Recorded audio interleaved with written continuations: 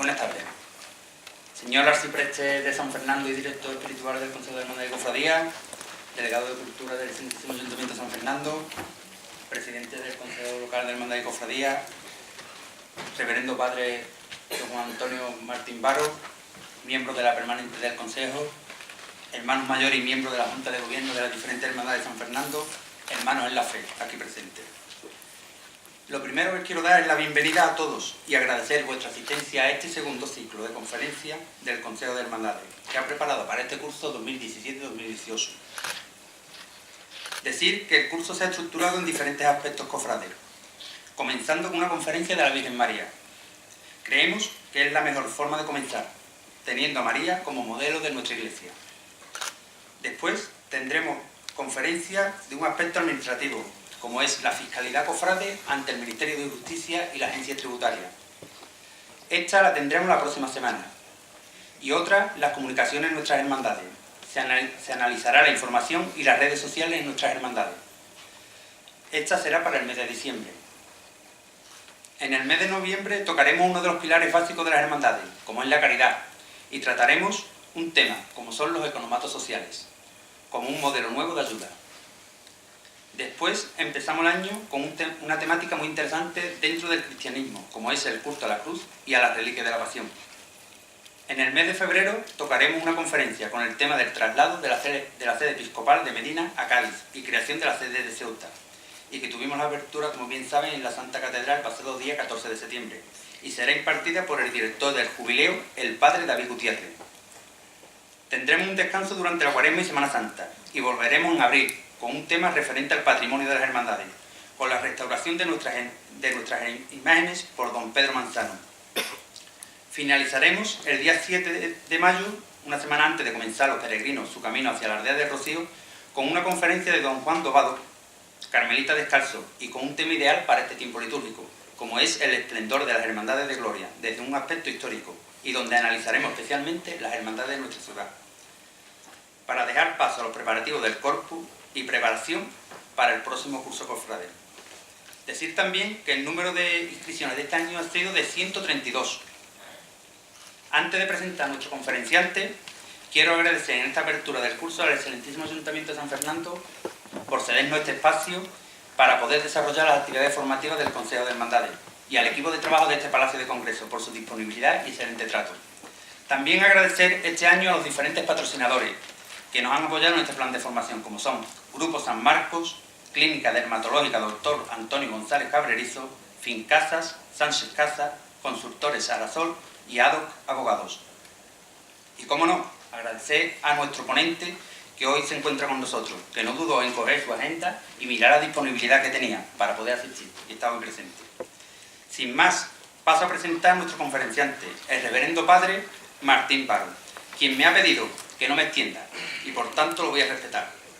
Y solo voy a decir que es natural de Chiclana de la Frontera, y en la actualidad realiza la labor de párroco en la parroquia de Nuestra Señora de Lourdes en Cádiz. Dedicado completamente al anuncio del Evangelio, se formó bíblicamente y estudió en Sevilla, Salamanca y Jerusalén. Aquellos que lo conocéis asistiendo a alguna de sus conferencias, encuentros y homilías, podéis constatar el grado de sencillez, cordialidad y transparencia en sus palabras, fruto simplemente de su amplio conocimiento del Evangelio. Hoy nos hablará de María, mujer oyente de la palabra. Es un tema el cual podemos encontrar un gran número de artículos en internet, incluso por publicaciones, siendo un referente para todo cristiano y en el que tenemos que poner presente en nuestra vida como ejemplo y modelo de nuestra Iglesia. Y sin más que decir, cedo la palabra al reverendo padre Juan Antonio Martín Baro. Muchas gracias por esa presentación tan cariñosa, cercana, y para mí también es un motivo de alegría poder compartir con vosotros este rato de reflexión bíblica sobre la importancia de la palabra de Dios en la vida del creyente, muy particularmente del Evangelio de Jesús. El tema María, una mujer oyente de la palabra de Dios, pertenece a lo que llamamos la escuela de María. En el Nuevo Testamento tenemos varias escuelas de espiritualidad. Lógicamente la primera, la más importante, es la escuela de Jesús, donde a través de los textos del Evangelio vamos captando, sintonizando con las preocupaciones de Jesús, con las opciones de Jesús, con la forma de orientar la vida que tenía Jesús, con los valores propios de Jesús. Esta escuela del Evangelio es algo que es muy interesante y que será luego el compromiso final de esta reflexión. Junto con la escuela de Jesús, que nos lleva al centro de la fe, tenemos la escuela de Pablo, menos conocido. Pablo, ante todo, es un trabajador de comunidad cristiana. Conoce muy bien lo que son las relaciones humanas, la convivencia, los conflictos que se dan en toda convivencia humana, y va a trabajar muy bien el tema de las relaciones humanas en la comunidad. Así que acercarnos a las cartas de Pablo es como prepararnos para vivir la fe de manera comunitaria. Tenemos tendencia más bien a vivir la fe de manera individual, aislada. Pablo será el que nos diga: la fe nos lleva a la comunidad. Y vivir la fe en comunidad es acertar en la vida cristiana. Así que Pablo, a través de sus cartas, será como un pedagogo, un maestro que nos oriente mucho a vivir en la comunidad. Hay una tercera escuela en el Nuevo Testamento muy bonita, tiene un nombre un poco extraño. El nombre, la escuela joánica, es decir, la escuela de Juan. También tiene otro nombre, la escuela del discípulo amado, para aquellos que identifican al discípulo amado con la figura histórica de Juan. Tiene como base el Evangelio de Juan y las 3 cartas que tenemos en el Nuevo Testamento de Juan. Esta escuela se centra sobre Jesús y sobre el mandamiento del amor. Sobre todo nos enseña a cómo vivir el amor desde la experiencia que tuvo Jesús. Porque en esto del amor cada uno piensa algo diferente, algo distinto. Sin embargo, Jesús nos dejó un mandamiento nuevo, que os améis unos a otros como yo os he amado. La novedad está en el como yo os he amado. Y las cartas de Juan y el Evangelio pues nos enseñan a descubrir el amor tal como Jesús lo vivió. Muy interesante este tema, porque hace un esfuerzo por concretar los rasgos del amor según Jesús. La escuela de Juan. Y finalmente encontramos otra espiritualidad muy bonita, que es la escuela de María. Pues bien, el tema de esta noche trata sobre uno de los capítulos más importantes de la escuela de María. ¿Cómo se forma la escuela de María? ¿O dónde la encontramos? Pues mira, fundamentalmente en 2 evangelios. El Evangelio de Lucas y el Evangelio de Juan. Son los 2 evangelistas que hablan de María de Nazaret. Lucas lo hace desde la perspectiva de que María es un modelo en el seguimiento de Jesús. Si un modelo es un referente, es un punto de mira, alguien a quien hay que imitar, ¿no? Entonces Lucas nos va a dejar una presentación de María a través de grandes valores. Con una pequeña introducción que yo siempre creo que sería interesante. María, una mujer judía, sería muy bueno conocer la realidad social, cultural, humana que vivían las mujeres en tiempo de Jesús. Este capítulo ya lo hemos hecho con Jesús de Nazaret, ¿no? Siempre que se habla de Jesús de Nazaret, en el capítulo 1 hemos puesto un análisis de la realidad social, cultural, de la época de Jesús de Nazaret, ¿no? Pero con María no hemos hecho este ejercicio en la comunidad cristiana. De tal manera que hablamos muchas veces de manera muy simbólica, o a veces muy abstracta, o muy sentimental de María de Nazaret, y sería bueno conocer las condiciones de la mujer en aquella época y cómo vivían las mujeres y cómo vivían los femeninos. Pues bien, quitando este capítulo introductorio de María, mujer judía, mujer mediterránea, Lucas nos da una síntesis de valores de María de Nazaret. Nos dice, lo primero, que María era una mujer creyente y nos habla de la fe. En segundo lugar, nos dice que María era una mujer feliz en medio de una vida muy complicada, muy conflictiva, con muchas crisis y muchos problemas, como fue la vida de María de Nazaret. Con tal de seguir un poco los relatos del Evangelio, pues descubrimos que la vida de María de Nazaret estuvo marcada por el sufrimiento en muchos momentos de su vida, ¿no? No fue una vida fácil, sin embargo fue feliz. Combinar la felicidad y el sufrimiento son dos realidades muy difíciles, ¿no? María es una mujer feliz en medio de una vida complicada, ¿no? Es muy bonito porque Lucas parte de que María es feliz porque cree. Luego, el punto de partida para que nuestras vidas sean felices, sean dichosas, Lucas, el evangelista, dice: María es feliz porque cree, porque confía, porque se apoya en Dios, porque se ha convertido en una amiga de Dios, porque no sabe vivir si no es con Dios, ¿no?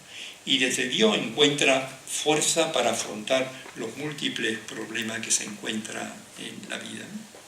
Claro que he acertado este texto en una época cultural como la nuestra, en la que nos vamos poquito a poco aclimatando a vivir al margen de Dios, ¿no? Es una de las características de nuestra cultura.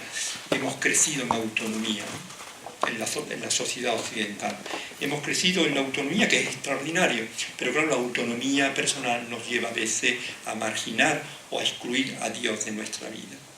Y si quitamos a Dios de nuestra vida, qué vacío tan grande. Así que Lucas nos dice: ¿queréis ser felices? ¿Qué es la vida sino buscar felicidad, ¿verdad? Todos queremos y estamos empeñados en ser felices, pero a veces podemos buscar la felicidad por caminos que no nos conducen ahí. Y María nos enseña a ser feliz porque cree.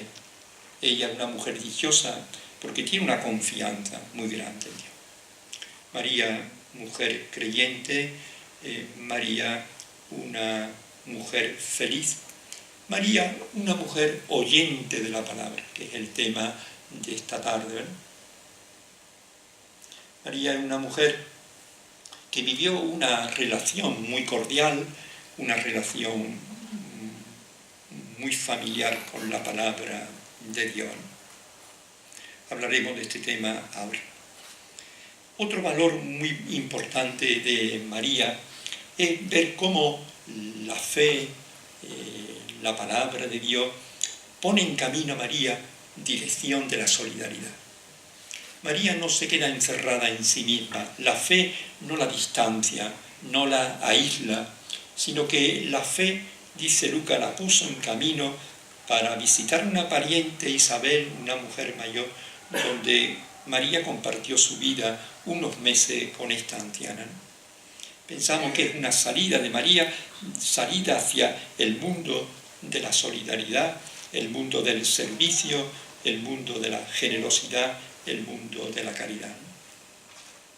Fijaros los valores de María de Nazaret: mujer creyente, mujer feliz, mujer oyente de la palabra, una mujer orientada hacia el servicio, María, mujer solidaria. Luego Lucas nos la pone como María en el seguimiento de Jesús. María en los caminos de Galilea, siguiendo a su Hijo Jesús, siguiendo las huellas de Jesús. María haciendo el seguimiento como estamos nosotros ahora, ¿no? Haciendo el seguimiento de Jesús. Finalmente Lucas estuvo muy acertado al dejar una imagen anciana de María. Al final de la vida, María es presentada en la comunidad madre de Jerusalén, con el grupo de los 11 discípulos, con el grupo de los discípulos en general, con los familiares de Jesús y con el grupo amplio de mujeres. Todos estos grupos están agrupados, en cierta manera ella como que coordina esta diversidad de grupos, de tendencias, y ella está ahí en el centro de la vida eclesial, de la vida comunitaria, apoyando la vida comunitaria del cristianismo primitivo. Diremos que María, como mujer anciana, no se retira, no dice, pues ya yo me jubilo. No, ella encuentra la tarea de estar presente en la comunidad, de vivir en la comunidad, de decirnos que también la comunidad tiene un valor enorme para vivir la vida de fe. Fijaros entonces la presentación de Lucas, una síntesis de valores cristianos: la fe, la palabra, el servicio, el seguimiento, la comunidad. María, síntesis de valores. Fijaros que en el mundo de la religiosidad popular tenemos una tendencia a cantar a María, ¿no? Y está muy bien porque se utiliza el lenguaje poético para hacer una exaltación de esta mujer tan valiosa y tan querida y tan importante. También tenemos otra actitud que es la admiración por María, ¿no? ¿Cómo admiramos a María? Pero nos falta la tercera, que es la imitación de María, ¿no? Cuando Lucas compone esta mariología sencilla y nos muestra esta síntesis de valores, Lucas está pensando en que estos valores son para llevarlo a la práctica. Y Lucas está pensando que estos valores son para incorporarlo a nuestra vida de cristiano, de discípulos, de aprendices de Jesús. Pues yo creo que tenemos con respecto a María una asignatura pendiente, que es la asimilación de los valores y la imitación de María, porque es un referente para todos nosotros.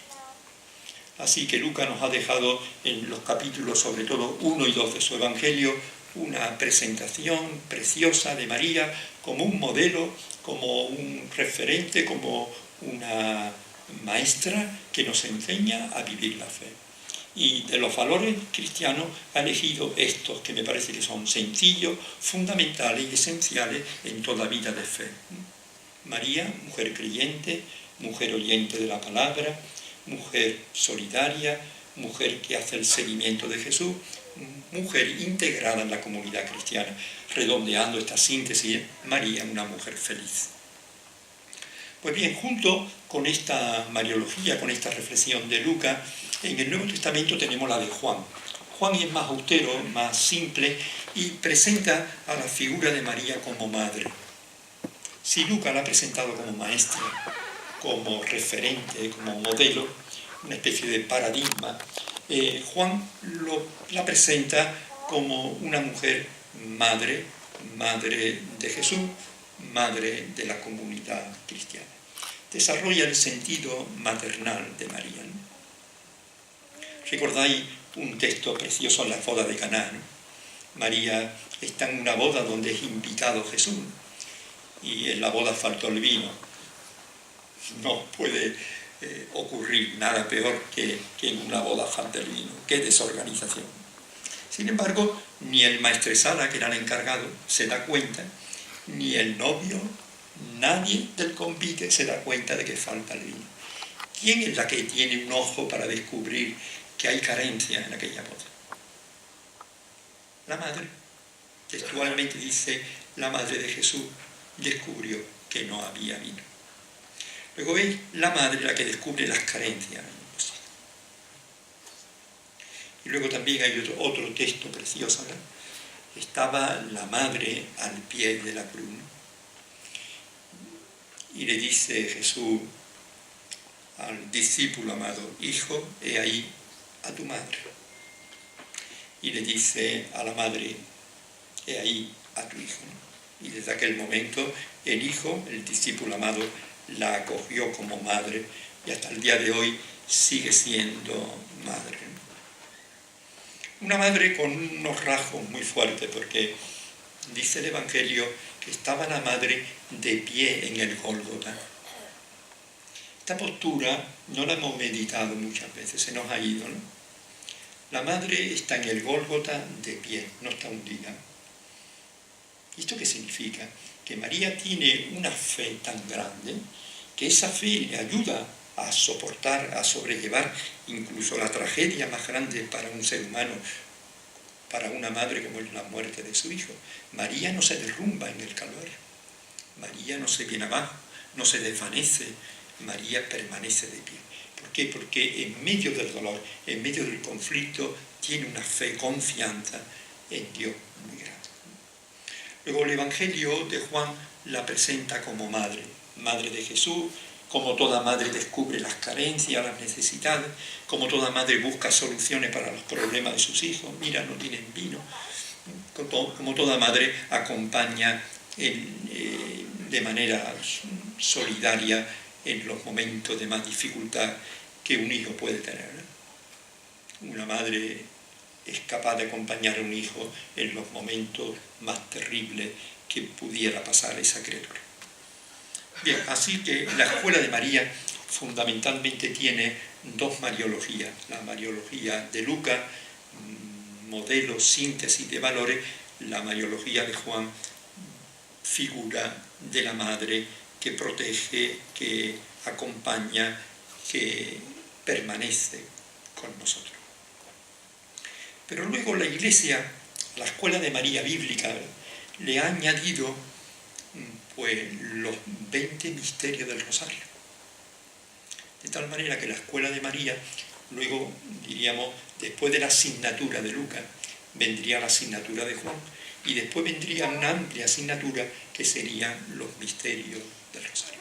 Pero los misterios del Rosario mayoritariamente son cristológicos, es decir, son textos del Evangelio que nos hacen reflexionar sobre la persona de Jesucristo. Los misterios del Rosario son 20, pues serían 20 textos. Qué riqueza, ¿verdad?, de palabra de Dios, más los textos de Lucas, más los textos de Juan. Yo creo que la Escuela de María sería para 3 años, poniendo a 10 horas al año.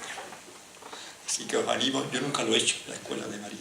He hecho la Escuela de Pablo, la Escuela de Jesús, la Escuela del Discípulo Amado, pero la Escuela de María, como es larga, son 30 horas, pues nunca he tenido esa oportunidad, pero pienso que es una cosa muy, muy interesante, ¿no? Inscribirnos en la Escuela de María. Bien, pues ya que sabemos, ¿verdad?, el Nuevo Testamento en toda su belleza nos ofrece la escuela del Evangelio, la escuela de Jesús, la escuela de Pablo para vivir en comunidad, la escuela del discípulo amado para ayudarnos a vivir en el amor, con los rasgos del amor cristiano, los rasgos del amor de Jesús, y finalmente la escuela sencilla, enormemente sencilla, humana, la escuela de María de Nazaret, que resumiendo tiene como dos asignaturas troncales, la asignatura bíblica, Lucas y Juan, y la asignatura bíblica también, los textos de los misterios del Rosario. Muy bien, pues que ya tenemos noticia, ¿verdad?, de la Escuela de María. Vamos a hablar un poquito sobre María, mujer oyente de la palabra. Ya podemos imaginar que se trata de un valor que ha tenido María de Nazaret y que todo el que se acerca a ella, pues ella le ofrece esta propuesta y este valor cristiano, que en definitiva no es otra cosa que vayamos creciendo en una relación más cercana, más familiar con la palabra de Dios.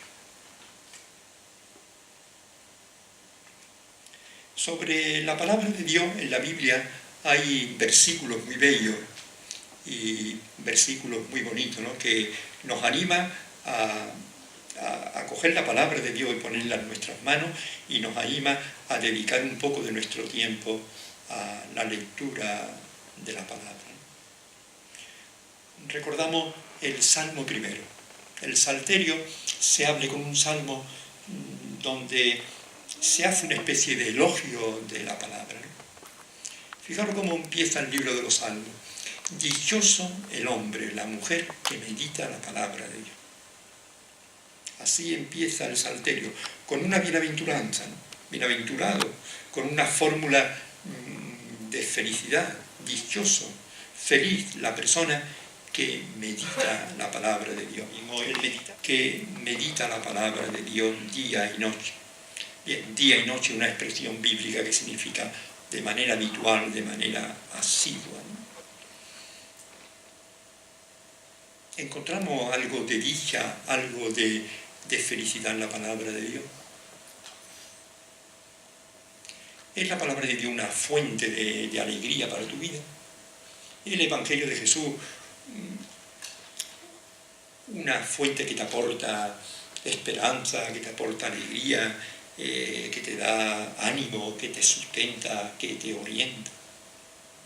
Pues bien, la misma Biblia nos dice que es fuente de felicidad, de dicha, el que estemos en contacto asiduo con la palabra de Dios. Muy bonito este salmo, primero para crear un ambiente, ¿no? Cuando yo coja mi Biblia, cuando yo coja mi Evangelio, puedo recordar este salmo. Podemos decir, la Biblia me dice que eres dichoso, que eres feliz, porque tienes la palabra de Dios entre las manos. Hay un salmo muy bonito que también conocéis, el Salmo 105. No, Salmo 119, versículo 105. Es el salmo más largo que tenemos en el libro del Salterio. Salmo 119, versículo 105. Este versículo lo sabéis de memoria, enseguida que lo diga ya os recuerdo. Lámpara es tu palabra para mis pasos, luz en mi sendero. Fijaros bien, lámpara es tu palabra para mis pasos, una luz en mi camino. La palabra de Dios se nos presenta como una lámpara, pero como una lámpara para mis pasos, para el camino. Entonces, lógicamente, hay muchos tipos de lámparas, desde ese proyector que nos está iluminando, al proyector del coche, el foco del coche que ilumina medio kilómetro, o el faro de Cádiz que ilumina por la noche casi a toda la ciudad, ¿no?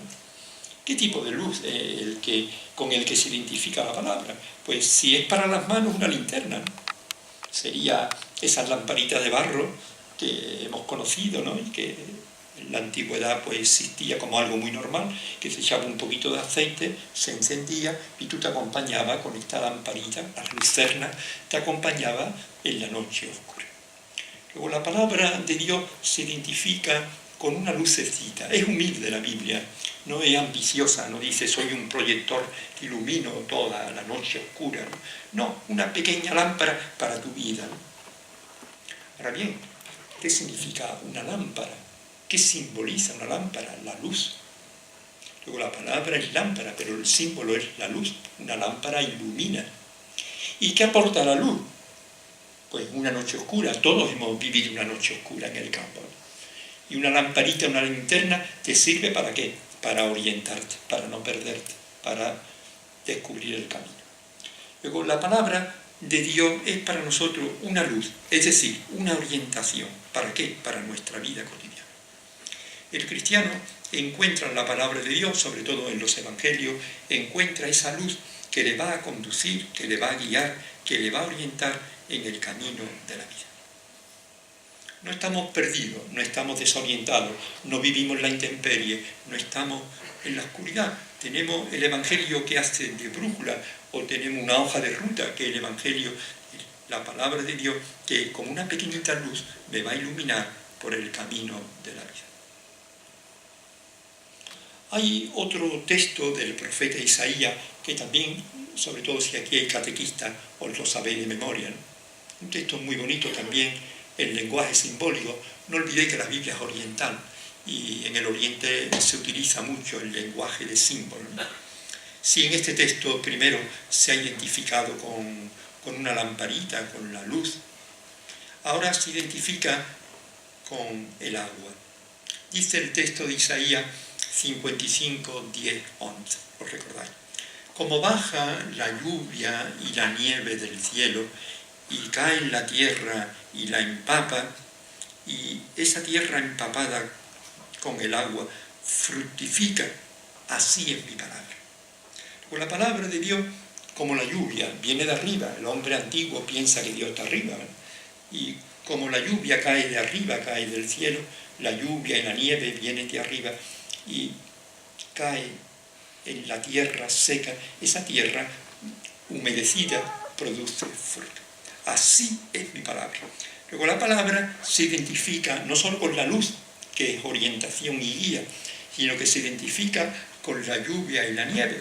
Pero claro, la lluvia y la nieve es agua. Entonces la palabra de Dios es agua. Y el agua simboliza la vida. Tú tienes una maceta en tu casa y si no la riegas, no esperes coger un geranio en el mes de mayo. ¿Por qué? Porque no la has regado. Pero si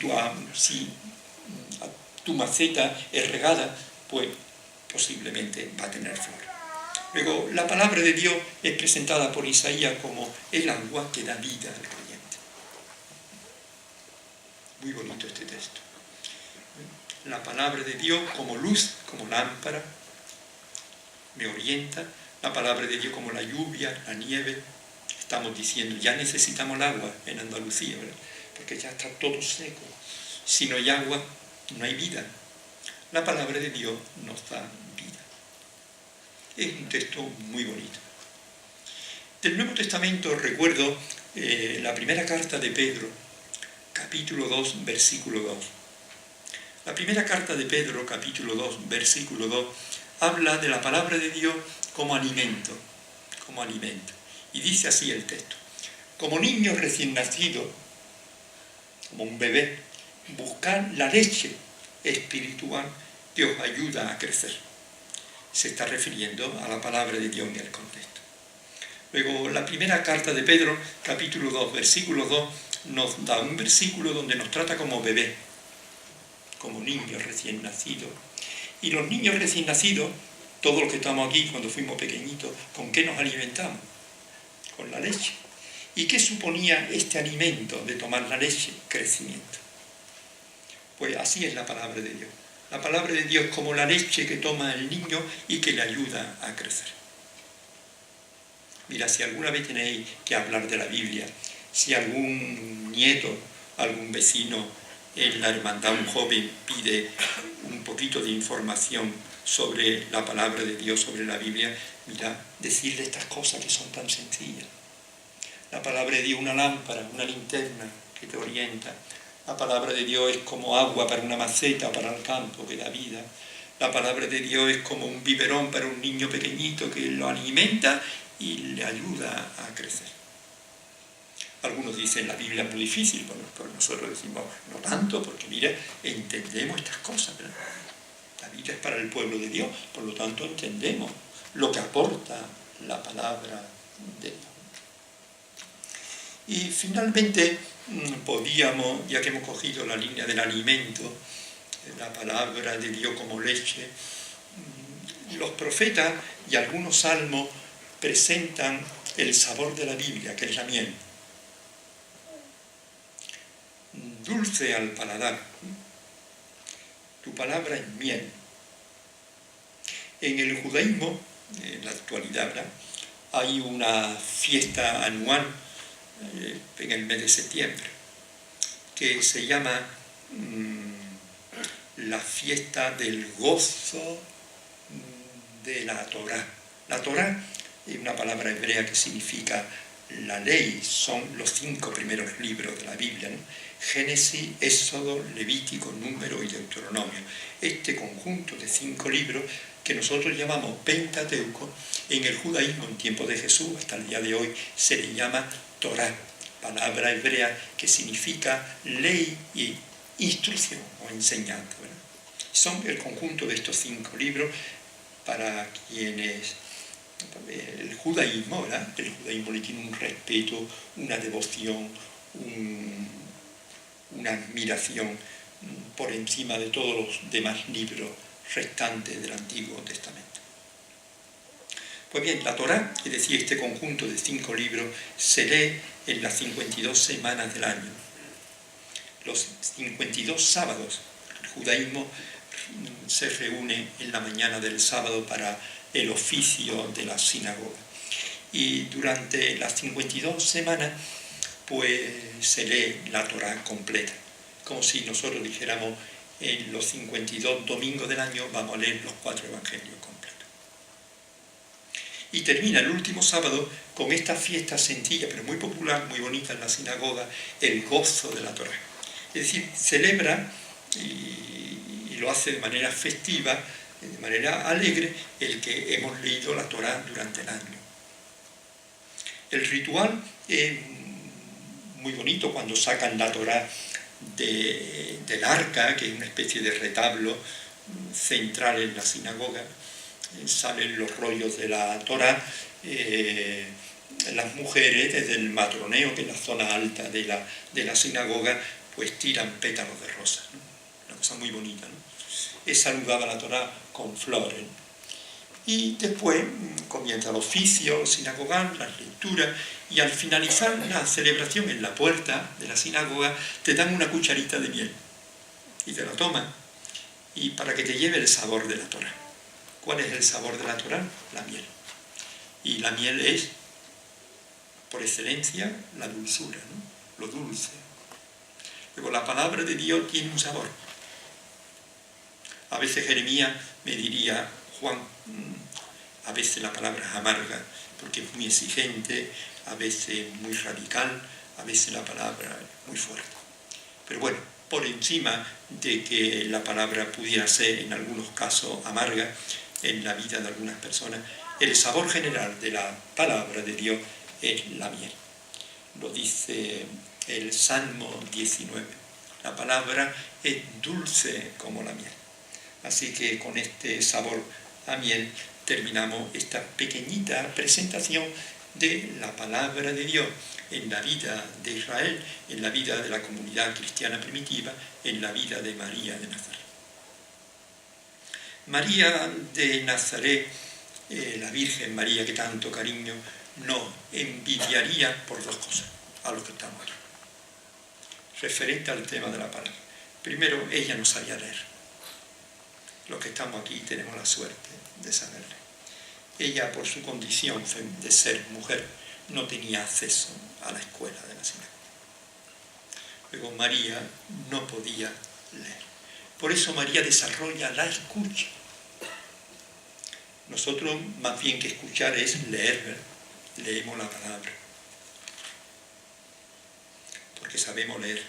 Pero en el caso de las mujeres, sobre todo una mujer de una aldea de 400 habitantes, perdida allí en la Baja Galilea, en un mundo de pobreza. Es curioso que las distintas excavaciones arqueológicas que se han hecho en Nazaret no han sacado nunca un artículo de lujo. Y han excavado casas, ¿no? y tumbas. No han sacado nunca un artículo de lujo. Luego, no solo que en Nazaret no existía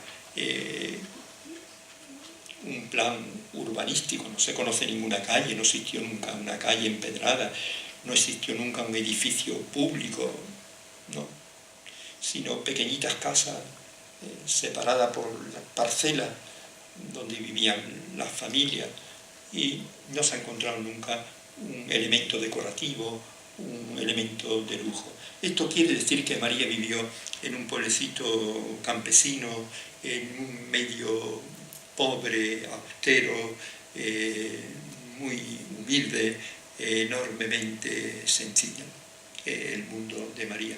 Y como mujer no tenía acceso a la cultura. Luego ella no sabía leer. Por eso desarrolla la escucha. Esa escucha que es oídos abiertos, oídos limpios, para escuchar en la sinagoga la palabra, para escuchar a la familia que te habla, para escuchar al rabino que te comunica el texto. Oídos limpios para escuchar y para algo más, como luego veremos. En segundo lugar, María nos envidiaría a todos los que estamos aquí, porque los que estamos aquí tenemos una Biblia en casa.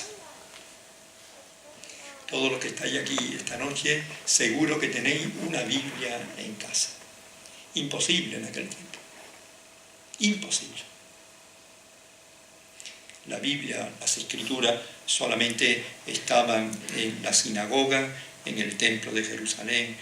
Los maestros tenían textos, los grandes rabinos, los maestros famosos, pero nadie tenía personalmente los rollos de la Escritura en su casa. Así que, por suerte, los que estamos aquí tenemos los rollos de la Escritura en casa. Tenemos la Biblia, no solamente una, a veces tenemos hasta 3 en casa, ¿no? Y sobre todo tenemos algo muy bonito, que será luego la conclusión. Tenemos normalmente un librito que se llama el Evangelio del Día, ¿verdad? ¿Lo tenéis? La mayoría. Los jóvenes tienen en el teléfono, tienen las lecturas y los comentarios, pero los que somos mayores nos cuesta la vida leer en pantalla, y entonces tenemos nuestro librito del Evangelio del Día. Un tesoro tenemos. Luego sabemos leer y tenemos el texto en casa. 2 cosas que nos diría María de Nazaret: qué maravilla lo que tenéis. Bueno, pues dicho estas pequeñitas introducciones, vamos a ver ahora cómo presenta los evangelios la relación del creyente con la palabra. Si todo creyente hemos de relacionarnos con la palabra de Dios, si forma parte de la vida de fe, y si todavía no lo hemos incorporado, el Papa Francisco está moviendo e invitándonos a que pongamos el Evangelio en el bolso, a que todos los días leamos el Evangelio, a que nos acerquemos cada vez más a la palabra de Dios. Sí, es verdad que venimos de una iglesia, aunque nuestra iglesia es la del Concilio Vaticano II, una iglesia que ha vivido una primavera bíblica, pero todavía nos cuesta, y venimos de una época de anemia bíblica, ¿no? Utilizo la palabra anemia porque es una palabra que alude a carencia, ¿no? Hemos tenido muchas carencias en nuestra formación, en nuestra catequesis, estamos faltos de un mayor trato, de una mayor familiarización con la palabra de Dios, sobre todo con los evangelios. ¿Qué de cristianos se mueren sin haber leído los evangelios? ¿Qué de cristianos tenemos hoy que no conocen bien la persona de Jesús, no conocen bien el mensaje de Jesús, no conocen bien las opciones de Jesús, las preocupaciones de Jesús, lo que Jesús quería? Pero ¿cómo podemos vivir y seguir a alguien sin saberlo, sin conocerlo? Quizá esta pueda ser uno de los problemas que tiene nuestra iglesia. A veces decimos, qué despistados andamos, ¿no? Uno por un lado, otro por otro, uno diciendo una cosa, otro. Nos falta una mayor centralidad de Jesús y del Evangelio en la vida eclesial. A veces nos vamos a los laterales o nos vamos a los márgenes y el centro lo descuidamos. Bueno, pues, ¿con qué rasgo se presenta en el Nuevo Testamento, en los Evangelios, cómo ha de ser nuestra relación con la palabra de Dios? Ahora mismo estoy pensando en el Papa Francisco y en la práctica tan buena que tenéis la mayoría de los que estáis aquí, que es nuestra lectura diaria del Evangelio. Se está corriendo por las parroquias, por las comunidades, por los grupos cristianos, la práctica de leer el Evangelio de Jesús todos los días, a través de un librito muy sencillo donde viene el Evangelio que la Iglesia lee en cada Eucaristía. Hoy hemos leído la parábola del buen samaritano. ¡Qué maravilla! Donde se nos propone la primacía del amor, por encima de todo, por encima de la religión, por encima de la ley, por encima de las más santas tradiciones. Para Jesús lo primero es el amor. Con esos rasgos del amor de la parábola del buen samaritano, ¿no? Un amor abierto a todo, un amor que no tiene límite, que no tiene frontera, un amor que incluso acoge al enemigo. El samaritano ha ayudado, ha curado a un judío que vivían enfrentados entre sí, se consideraban enemigos. El amor de Jesús es un amor tan grande que incluye incluso a aquel que no te quiere, en este caso al enemigo. Es un amor de gestos concretos, no queda reducido a sentimientos. El amor cristiano no es simplemente una cuestión emocional, son gestos concretos, es poner vino, aceite en la herida, es subirlo sobre la cabalgadura, llevarlo a la posada, sacar 2 denarios. es operativo, es práctico, es un amor de gesto, no queda reducido simplemente a lo emocional, ni siquiera a lo compasivo, puesto que la compasión es un sentimiento de dolor en el corazón, pero no actúa. El amor cristiano es operativo en clave de acción misericordiosa.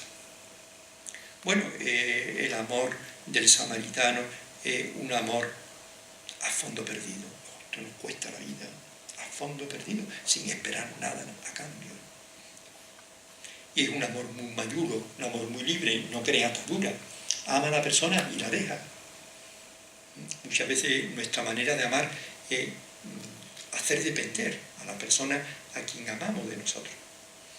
Y amamos y retenemos a la persona. Y aquí el samaritano ama y se desprende. Terminó, se marchó. Un amor muy maduro, ¿verdad? Bueno, pues eso lo hemos leído esta mañana en casa. Y tú has aprendido a ver cómo plantea Jesús la misericordia, la solidaridad, qué actitud personal ha de tener en la vida cotidiana. Tú vas por los caminos de la vida y si te encuentra una persona en situación límite, como se la encontró el samaritano, que se encontró a un semi-muerto, pues mira, tú te paras y tú la atiendes y tú le ayudas y tú te interesas por él y aunque no sienta nada por él, tú le has salvado la vida y ahora te vas y desaparece. Bueno, pues eso hemos leído por la mañana. ¿Te ha servido el Evangelio? Sí. ¿Te ha mostrado rasgos de la persona de Jesús? Sí. ¿Te ha dicho cuáles son las preocupaciones que tiene Jesús en la cabeza? Sí. ¿Qué te ha dicho Jesús que es lo más importante en esta vida? La primacía del amor. ¿Ha enriquecido tu vida con el Evangelio de hoy? Sí. Luego el Evangelio de cada día, fijaros bien, aun siendo una experiencia muy sencillita, muy elemental, dedicar unos 8 o 10 minutos al Evangelio, es algo que te enriquece tu vida. ¿Por qué? Porque nos construimos como cristianos con el Evangelio. No nos formamos con otro libro, nos construimos la mentalidad, el corazón, los sentimientos, las actitudes, la orientación, las opciones en esta vida. Todo eso nos viene de Jesús. Es lo propio de un cristiano. Un cristiano se construye con Jesús, se construye con el Evangelio. Y después, porque dice el Papa Francisco que el Evangelio influye en ti. Un día no se nota, pero un mes y 2 meses y 1 año y 2 años y 10 años, todos los días en contacto con Jesús, Jesús influye, se te va colando, se te va metiendo en la cabeza, se te va metiendo en el corazón. Luego, la lectura del Evangelio del día, aun siendo algo elemental, sencillo, sin embargo, es una práctica con la que nos autoevangelizamos. Fijaros que hablamos muchísimo de evangelizar a otros. Antes de evangelizar a otros, dejémonos autoevangelizar por el Evangelio, que el Evangelio pase por nuestras vidas. Os propondría el compromiso, ¿verdad?, de que las hermandades fueran difusoras de esta práctica, ¿no?, que promoviéramos entre los miembros de la hermandad, promoviéramos esa práctica de la lectura diaria, estar en contacto permanente con Jesús, estar en contacto diario con su mensaje.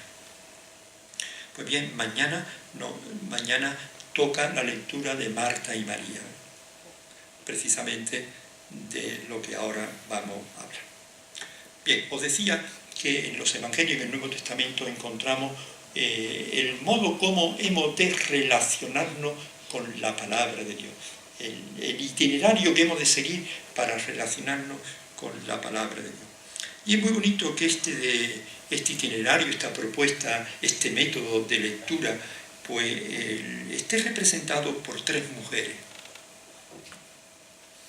Como para decir que las mujeres no son importantes en los evangelios, o para decir que las mujeres no tienen nada que decir, ¿no?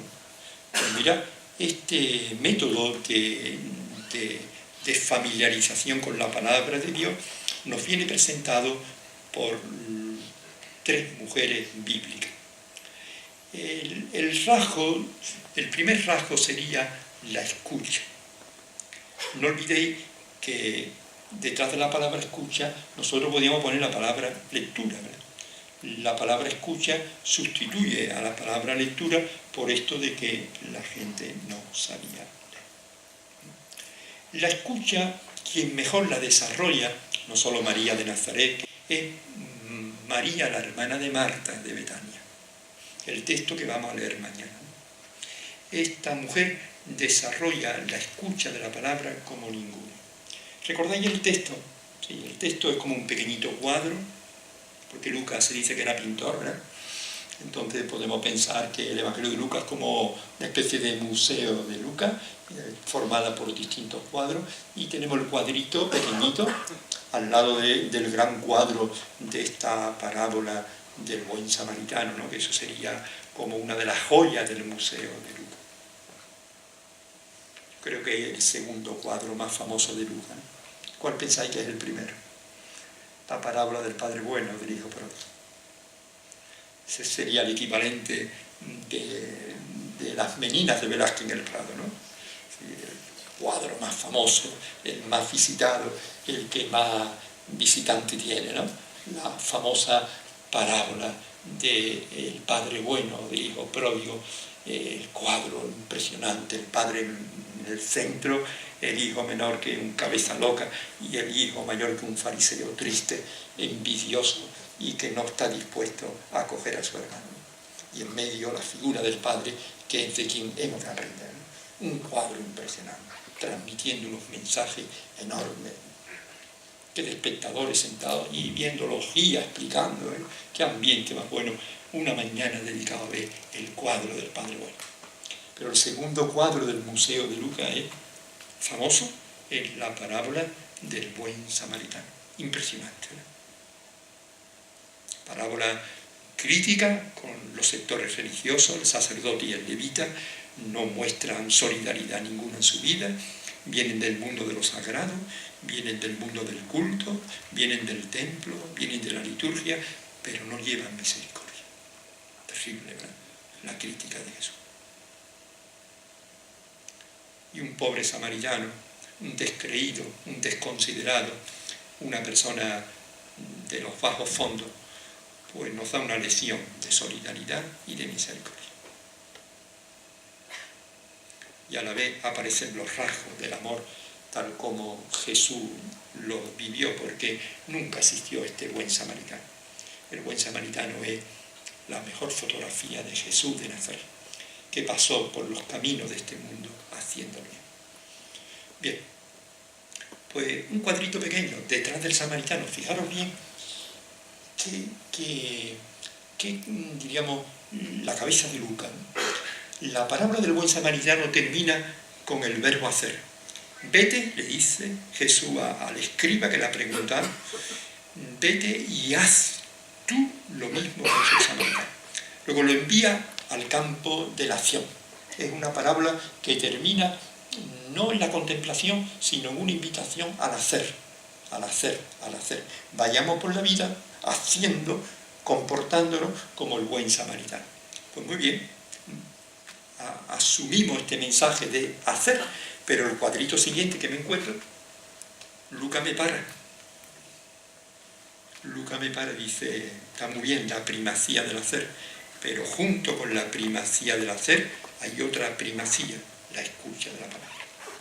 El hacer, la parábola la ha entendido de maravilla Marta, la hermana. Como está Marta en la casa, atareada, tan atareada que dice el Evangelio que estaba ocupada en miles de ocupaciones. ¿Sí? Una mujer al borde de un ataque de nervios, haciendo cosas, atareada, metida de lleno en la actividad.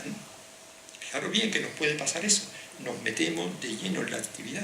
Marta ha entendido la parábola del buen samaritano y se ha puesto a hacer, porque la parábola ha terminado invitando al hacer. Pero Lucas te para, está muy bien el hacer y hay que hacer, pero mira Marta, con tu comportamiento estás reflejando un problema que tienes. Y es que tú tienes una visión de la vida plana, tú no tienes escala de valores, tú no sabes distinguir qué es lo primero, qué es lo segundo, qué es lo secundario, qué puede esperar. Para ti la vida es toda plana y la vive con la misma intensidad en cosas secundarias que en cosas importantes. un problema de no saber distinguir, de no saber hacer un discernimiento de qué cosas merecen la pena y qué cosas pueden esperar. Tu hermana María no tiene este problema.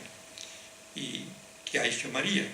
Pues María ha llegado a Jesús y ha parado el ritmo. Ha hecho una pausa.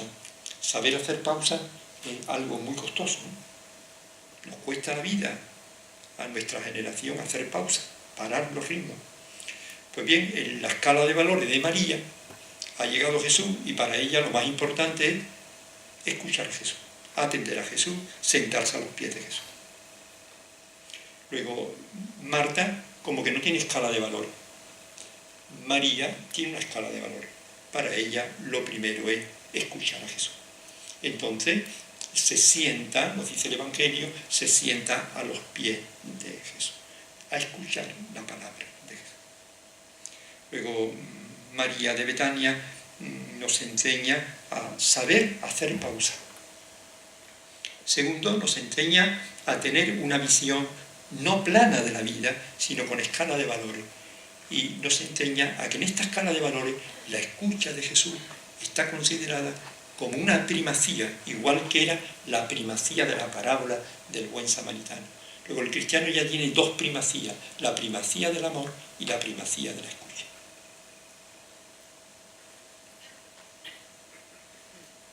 La primacía del amor, la primacía de la escucha. Así que la escucha queda extraordinariamente visualizada por el talante, la actitud y la práctica de María de Betania, que dedica tiempo, atención, dedicación a escuchar a Jesús. Marta diría, no tengo tiempo. Marta diría, no puedo hacer una pausa. Porque cuando se está metido en el dinamismo, hacer una pausa cuesta la vida, ¿no? Esto nos pasa en la vida real. Bueno, pues lo primero la escucha, ¿verdad? Nosotros decimos, lo primero es coger el Evangelio en casa, según las indicaciones del Papa Francisco, unos 10 minutos al día, en un ambiente de serenidad, de silencio, un ambiente bueno, y lee el Evangelio. Esa es la escucha. Incluso puede empezar con una pequeñita oración para que el Señor te dé un poco de luz para comprender lo que va a leer. Y lee una vez y te entera un poco, y lee la segunda y ya te entera más, y lee de manera atenta y ya lo comprendo. Luego la escucha para nosotros es tener el texto en las manos, leerlo 1, 2, 3 veces. Cuando se termina la lectura, se besa el Evangelio. Claro que en la Iglesia tenemos 3 besos. En la liturgia hay 3 besos. El primer beso, el diácono o el presbítero, cuando lee el Evangelio lo termina, besa. No besa a Isaías, ni besa la carta de Pablo. El beso es para el Evangelio de Jesús. Luego el Evangelio pide ser besado. Solo podemos y debemos de besar el Evangelio. El segundo beso es el beso de la mesa de la Eucaristía. Y el tercero es el de la paz, que lo hemos sustituido por el apretón de manos, porque si no se formaría un jaleo enorme con los besos en la Eucaristía. Bueno, pero el beso de la paz lo recomienda San Pablo. Las cartas de Pablo terminan diciendo, dado el beso de la paz. Luego somos besucones, ¿eh? 3 besos todos los días. Pues bien, el Evangelio pide su beso. Es un signo de cariño, un signo de adhesión, es un signo emocional. Bueno, es algo muy especial, porque aunque hoy damos muchos besos, pero hay besos especiales, ¿verdad? Con lo que uno quiere expresar amor. A ver qué nos aporta ahora otra mujer. Esta mujer se llama María de Nazaret. María de Nazaret, con respecto a la palabra, dice Lucas que nos aporta 3. María de Betania, 1. la escucha. María de Nazaret nos aporta tres aspectos, tres dimensiones de la palabra. La primera, María meditaba la palabra. El meditar es un ejercicio de la cabeza, ¿verdad?, que da vuelta, que intenta comprender el mensaje. A ver, todo texto bíblico es como un huevo. El huevo tiene la cáscara, tiene la clara, tiene la yema. ¿Qué es lo bueno del huevo? La yema. Bueno, pues todo texto bíblico, todo texto evangélico es como un huevo que tiene la cáscara, la superficie, tiene la clara, que vale menos, pero tiene lo bueno, que es la yema. Eso es lo que yo tengo que apropiarme del texto, el mensaje, ¿no? Entonces, para apropiarme yo de la yema, pues necesito utilizar la cabeza, necesito la meditación, necesito decirle al texto, a ver, ¿qué quiere decir Jesús? ¿Qué es lo más importante que Jesús nos quiere decir? ¿Qué es lo que Jesús está haciendo para enseñarnos? ¿Qué nos está proponiendo Jesús? Preguntarle al texto, ¿verdad?, para descubrir la yema, el mensaje que el texto comunica. María meditaba, le daba vuelta, pensaba con el texto. Diremos, reflexiona el texto. A veces la reflexión del texto la podemos hacer de manera muy sencilla, descubriendo qué frase o qué palabra de Jesús la que más te impacta. Habéis leído el Evangelio del Buen Samaritano, o el de mañana, el de Marta y María. ¿Qué es lo que más me llama la atención? Pues posiblemente siempre voy a encontrar una palabrita, una frase, un gesto de Jesús que te llama la atención, que te impacta, que te atrae. Pues quédate con eso, dale un poco de vuelta a eso. Siguiente paso que hace María, además de reflexionar, dice Lucas, María conservaba, guardaba. Somos muy olvidadizos, lo que leemos a los 5 minutos se lo llevó la vida. María retiene la palabra, María la conserva, María la guarda. Diríamos que la palabra la acompaña todo el día, ¿no? Nosotros leemos por la mañana y al mediodía ya tenemos la mala idea de todos los días, ¿no? Y ya se nos olvidó lo del perdón, se nos olvidó lo del respeto, y se nos olvidó la tolerancia, y se nos olvidó la comprensión, y se nos olvida todo lo que hemos leído por la mañana. A la media hora ya hay olvido. María retiene, María guarda, María conserva. Y el tercer aspecto que desarrolla María es el más importante. Hágase en mí la palabra, que se cumpla, que yo la haga realidad, que encarne yo la palabra, que la lleve a la práctica. Porque claro, no es para la cabeza, ni para la cultura, es para una forma de vida, de una vida humana. Porque a eso te lleva Jesús, a vivir con humanidad, a crecer en humanidad. El lector del Evangelio va a recibir mucha influencia para vivir la vida de manera humana. Por lo tanto, la práctica es fundamental. Así que María de Betania será un modelo de escucha porque para la actividad, sabe hacer pausa, tiene una escala de valores. Muy bien, la escucha de María de Betania, una maravilla. Pero María de Nazaret me ha aportado 3 actitudes ante la palabra. La reflexión, el conservar, el guardar, el retener y finalmente el hacer la palabra, hacedora de la palabra. Cumplir la palabra, llevar la palabra. Un día una mujer le dijo un piropo a Jesús, ¿recordáis? Dichoso el vientre que te llevó y los pechos que te criaron. Y Jesús respondió, más bien, la que cumple, la que oye la palabra de Dios y la pone en práctica. Se refería a la madre, puesto que le habían dado un piropo por los pechos y por el vientre de su madre. Así que María de Nazaret nos enseña estos 3 aspectos, la reflexión, el conservar y guardar y retener la palabra y la puesta en práctica de la palabra. Nos queda una mujer, la más famosa de todo el Nuevo Testamento, María de Magdala, la Magdalena famosa. María Magdalena hay que recuperarla, En el mundo cofrade es urgente la recuperación de María Magdalena. Es una maravilla, es una asignatura pendiente, porque la pobre María carga con unos San Benito que le hemos puesto y que hay que quitárselo cuanto antes. ¿Qué nos enseña María Magdalena con respecto a la palabra? ¿Qué nos ha enseñado María de Betania? La escucha. ¿Qué nos ha enseñado María de Nazaret? la reflexión, el retener, el practicar. ¿Qué nos enseña María de Magdala? Pues comunicar la palabra. María de Magdala es la comunicadora de la palabra, es la que anuncia la palabra, aquella que dice la palabra no solo es para mí, es para los demás. Y se convierte en la primera comunicadora de la palabra, la que anuncia la palabra. Si queréis, la primera catequista de la historia cristiana, la que anuncia la palabra. Ella fue la encargada, ¿verdad?, de comunicar a los discípulos el mensaje esencial de la vida cristiana, que es la resurrección de Jesús. Así pues, ha querido el Nuevo Testamento que 3 mujeres encarnaran la relación con la palabra de Dios, los distintos aspectos de nuestra relación con la palabra de Dios. María de Betania, la escucha; María de Nazaret, la reflexión, el conservar, el practicar; María Magdalena, la difusión, el anuncio, la comunicación.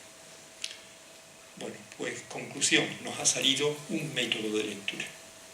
Un método de lectura antiquísimo que procede del judaísmo, que la Iglesia primitiva lo asumió, que se desarrolló durante toda la Edad Media en el monasterio, que las comunidades latinoamericanas pues lo están practicando hoy, y que la Iglesia también quiere que nosotros pues nos iniciemos en ese método. Ese método tiene un nombre latino que se llama Lectio Divina, lectura de la palabra, o tiene un nombre, tal como viene desde Latinoamérica, lectura creyente de la Biblia. Vale, los dos, lectura creyente de la Biblia. Y ese método tiene estos momentos, ¿no? Leer, otro momento es meditar, otro momento es conservar, retener. Para ello proponen un cuadernito de evangelio donde escribimos frases de Jesús que aprendemos de memoria y que retenemos, ¿verdad? Y el último aspecto, después de hacer práctica de la palabra, el último es comunicar la palabra, anunciar la palabra, divulgar la palabra. Esta sería la relación del cristiano con respecto a la palabra de Dios en la escuela de María de Nazaret. Pues muchísimas gracias por vuestra atención, y que esta propuesta de la lectura diaria del Evangelio con este método de leer, reflexionar, guardar, vivir y comunicar, pues dentro de lo posible, ¿verdad?, lo vivamos a nivel personal, y sobre todo las hermandades lo potencien, lo promocionen. Hagamos una evangelización sencilla, elemental. Pongamos a los miembros de nuestras comunidades y grupos en contacto directo con el Evangelio de Jesús. Es una suerte, es una dicha, según el Salmo primero. Dichoso quien medita la palabra del Señor. Buenas noches y muchas gracias.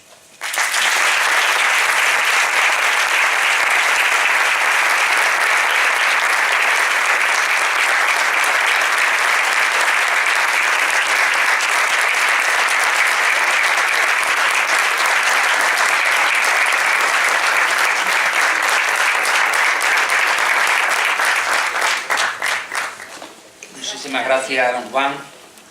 Muchísimas gracias por sus palabras. Hacer sencillo el Evangelio, abrirnos al Evangelio de San Lucas, de San Juan, mostrarnos lo fácil que puede ser evangelizar con esas palabras como el agua, la leche, la luz. Y la verdad es que creo que de aquí vamos a salir con un buen sabor de boca, es decir, con ese sabor de miel que hablaba el padre don Juan. Y la verdad es que creo que tenemos que ser oyentes de la palabra de Dios, y reflexionar esa palabra, saber parar, como nos ha dicho, y pensar sobre la palabra y reflexionar sobre lo que nos ha dicho hoy don Juan. A continuación vamos a entregar por parte del presidente del Consejo de Hermandades de un presente para que lo tengan en recuerdo de este ciclo formativo. Y bueno, le esperamos pronto en San Fernando. Creo que va a estar de nuevo el año que viene en San Fernando con otra conferencia de una hermandad. Y nada, estaremos atentos para acudir a ella.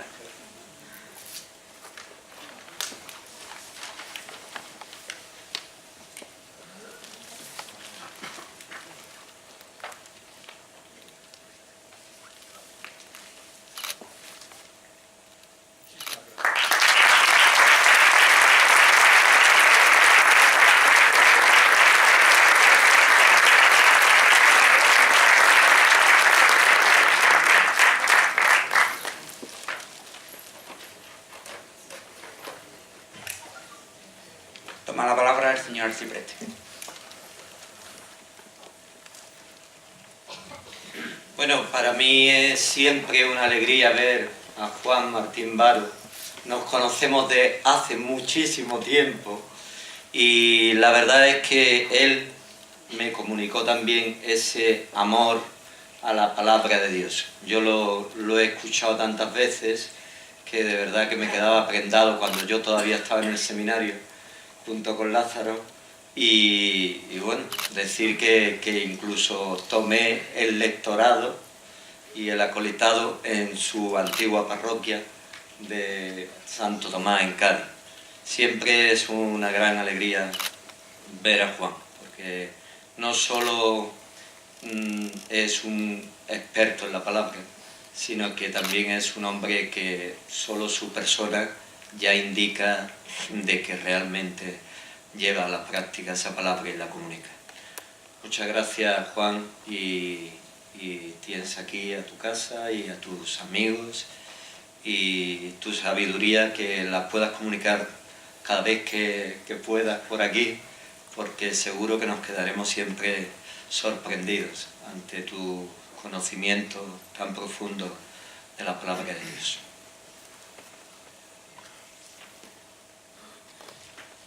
Toma la palabra delegado de Cultura del Excelentísimo Ayuntamiento de San Fernando. Muchas gracias. Querido arcipreste, presidente del Consejo, Junta Permanente, señor pregonero de la Semana Santa de 2018, enhorabuena, tenía ganas de verte.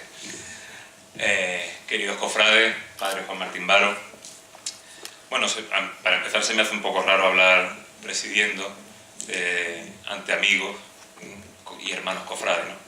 Pero bueno, me toca hacerlo y me pondré en modo civil on, en lo que pueda. Y digo en lo que pueda porque al padre Juan Martín Varo lo conozco menos que el padre Gonzalo, que me pisa un poco el discurso, pero lo voy a repetir.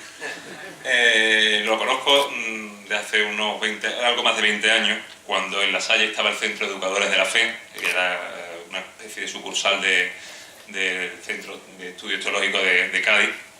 Y entonces, bueno, yo era un pibito, no sé si decir inquieto o con inquietudes o algo así, y entonces estuve pues allí en el Centro de Educadores de la Fe y me gustaba asistir a los cursos monográficos a los que el padre Juan Martín Varo pues era invitado y asistíamos. Yo, como digo, yo entonces era un pibito, él ya era tan sabio como ahora, no, quizá ahora evidentemente lo es más, ¿no? Pero a mí me pasa un poco, como decía el padre Gonzalo, y salvando las distancias, también como le pasó a los discípulos de Maús, ¿no? Que cuando escucho al padre Martín Varo, al final a mí me arde el corazón cuando le oigo hablar con ese ímpetu y ese conocimiento de la palabra. Hoy arranca este segundo ciclo de formación del Consejo, y como también se ha hecho alusión, todo tiene un inicio, todo tiene una semilla. La semilla fue obra del mandato anterior de la Junta Permanente del Consejo de Hermandad y Cofradía, y saludo y aprovecho para saludar a su expresidente. Pero claro, un ciclo de formación, como decía, tengo que poner el modo civil, ¿no? Y lo pongo en este aspecto, en el sentido de que cualquier persona que está en un entorno asociativo tiene que saber con lo que trabaja, ¿no? y en dónde se mueve. Para ello es fundamental estar formado, conocer al entorno al que se enfrenta, a los retos y los objetivos. Evidentemente las cofradías no son menos, y la formación en las cofradías es indudable que los elementos son dentro de la fe. Así que yo os pediría un favor,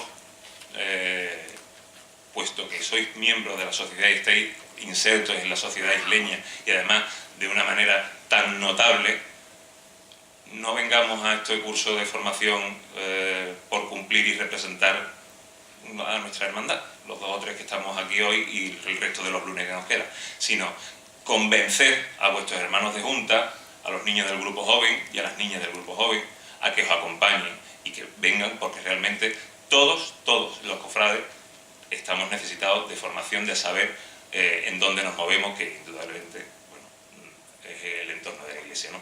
Pero no es ese el discurso que tampoco me tocaba. Así que enhorabuena a la permanente del Consejo, gracias por invitarme y que vaya bien el curso. Muchas gracias.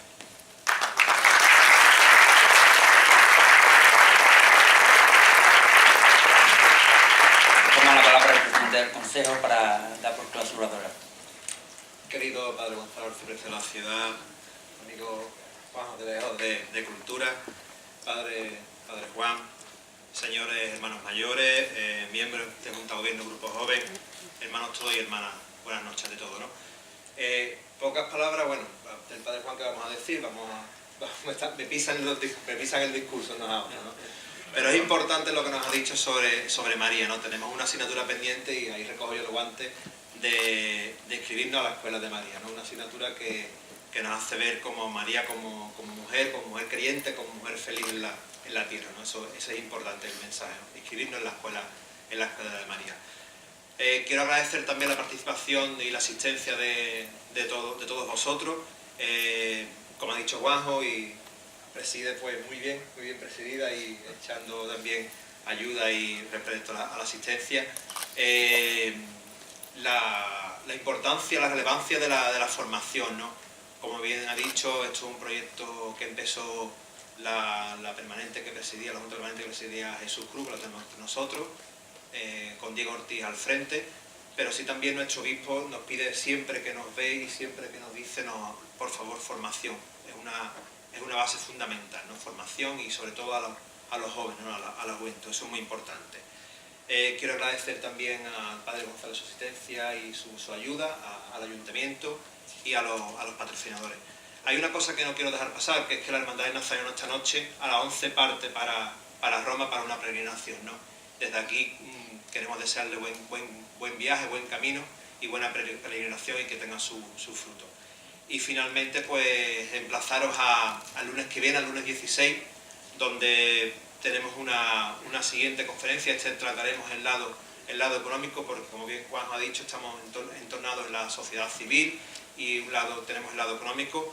Una conferencia que será el lunes 16 a las 8 de la tarde y a partir de el lunes que viene, todos los lunes serán, o los primeros lunes de mes serán a las 8 de la tarde, y esta conferencia se disertará don Francisco José Pineda, que es licenciado en Administración y Dirección de Empresas y experto en régimen fiscal, y tratará sobre el régimen fiscal de hermandades y cofradías.